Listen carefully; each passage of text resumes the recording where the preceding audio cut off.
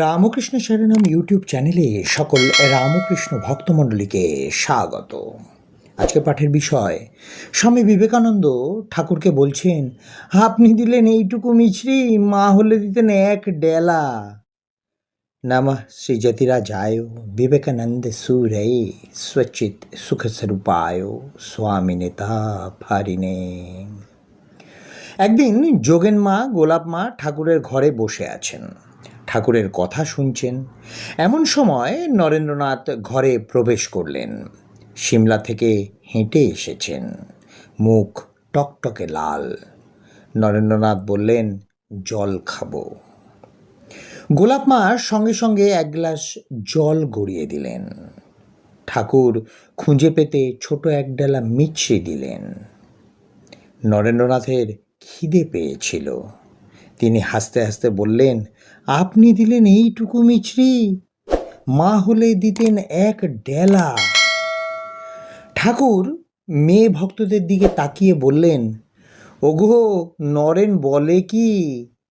নরেন্দ্রনাথ হেসে বললেন, নরেন ঠিক বলেছে। ঠাকুর তখন যোগেনমাকে বললেন, এখানকার কথা কিছু না বলে নহবতে গিয়ে বলো নরেনের জন্য মিছরি চাই, দেখি কত দেয়।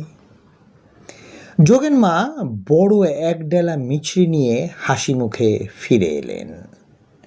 নরেন্দ্রনাথ সেই মিছরি দিয়ে জল পান করলেন।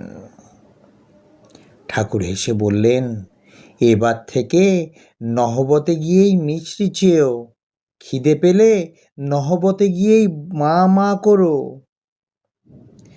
এই বিষণ্ণ বিপর্যস্ত জীবনে, এই ক্লান্ত অবসন্ন অপরাহ্নে আমরাও মাকে বলি, মা মিছরি দাও। অন্তরিক্ষে সেই আশার বাণীর ঝঙ্কার। আমার সকল সন্তানদের জানিয়ে দাও, যারা এসেছে, যারা আসেনি, আর যারা আসবে, আমার ভালোবাসা, আমার আশীর্বাদ সকলের উপর আছে। আজকের পাঠের তথ্যসূত্র, শিবের শক্তি জীবের জননী শ্রী সঞ্জীব চট্টোপাধ্যায় মহাশয়।